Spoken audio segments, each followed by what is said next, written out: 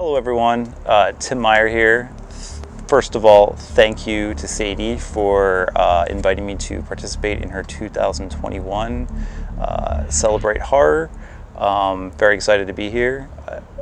I'm going to be reading a snippet from my new book, Malignant Summer, which comes out June 1st from Shamrock Publishing. It's about a few soon-to-be high school freshmen who set out to save their town from a mysterious supernatural force and also a local chemical plant that's poisoning the town through their water supply. So that's it. I'm going to dive right in just to set up the scene.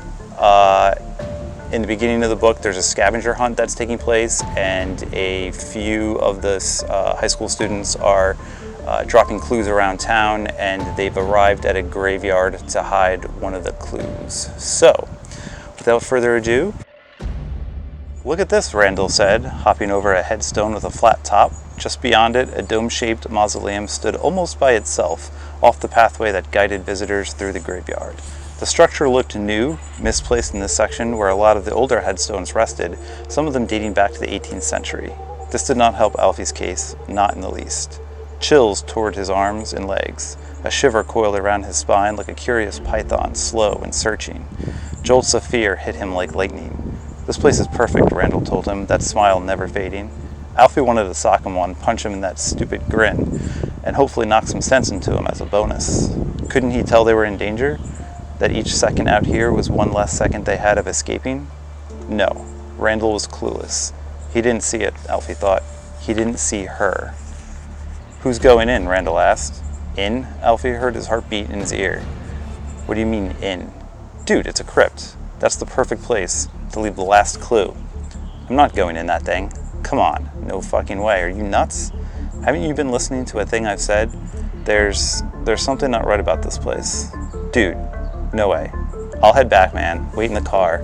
Not going anywhere near that fucking thing. Finally, the smile dropped. Randall placed his hands on his hips and let go of a deep breath. All right, I'll go, but wait for me. Hell, head back to the car if that makes you feel any better. Oh, I will. Don't leave. Don't try to walk home or do anything stupid like that. I'll be in and out. Back before you know it, baby. Randall strolled off the pathway, across the sporadic patches of grass and puddles of mud, and over to the mausoleum tucked under a collection of arched pines. It almost appeared separate from the graveyard altogether, its own attraction into this carnival of the macabre.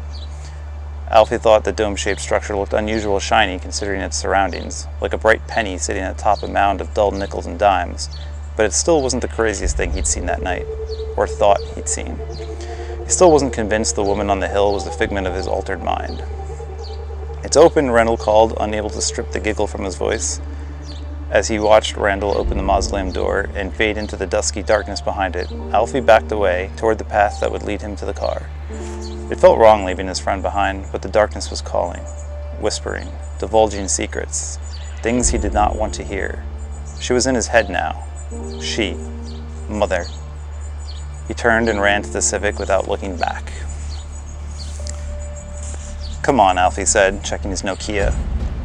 Not only was there only one bar of service, but there was only one bar of battery. In and out my ass. He got a good chuckle out of that. His high had leveled off, and ever since the stroll back to the car, he'd become less paranoid. That had him convinced the drug was responsible for a sudden shot of fear, more than the things he'd convinced himself had been real. It was all an illusion, nothing more. The night had grown suspiciously chilly since he'd reached the car 15 minutes ago. Randall had his keys, so Alfie had no choice but to sit on the hood of the Civic and wait, something he wasn't sure Randall would be cool with, but fuck Randall. If he didn't like it, then he shouldn't have taken his sweet fucking time. How long did it take to drop one measly clue anyway? Seconds? He should have been back by now. Minutes ago. Humming the new Weezer tune, Alfie checked his phone again. Another 2 minutes had ticked by, allowing that familiar dread to settle in. That image of the woman on the hill came rushing back to him, those brilliant orbits of light shining where normal eyes should have been.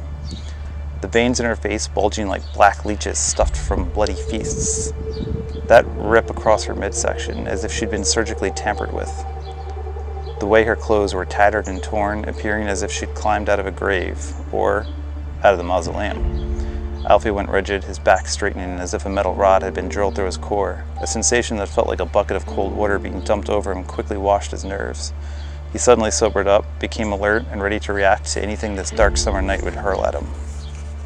Just as his thoughts began to take a turn for the worst, he saw a shape materialize on the cemetery's border.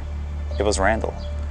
He was hustling out of the dark, reaching for the top of the wrought iron fence, moving as if something was after him.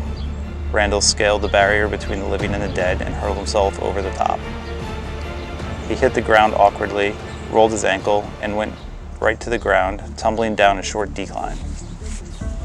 He stopped himself before he hit the curb, nearly smashing his head on the concrete formation. Pushing himself to his feet, Randall scrambled in the direction of the car. "Get in," Randall shouted, his words strained with that familiar panic. He thumbed at the car's remote, and the Civic chirped. The headlights flashed, and Alfie heard the power locks disengage.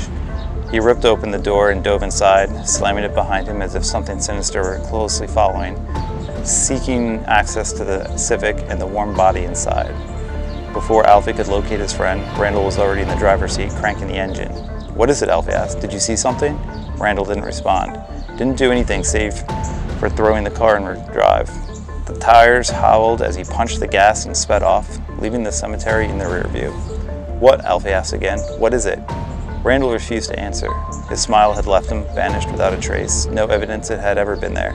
The kid was sweating, his spent energy pouring down his face, soaking the collar of his favorite black t-shirt. There was something else Alfie noticed. Dark spillage trickled out of his nose, running over his lips. It looked like ink. It smelled like chemicals. His mother's cleaning products. Alfie turned, looking at the grim road behind him. He swore he saw the silhouette of a woman, 2 rings burning brightly, setting fire to the shadows. He swore he saw 2 children holding her hands, their eyes filled with the same evil splendor. And that is from the opening chapter of Malignant Summer, which again comes out June 1st through Silver Shamrock Publishing. I hope you all check it out. Thanks again, and have a great summer.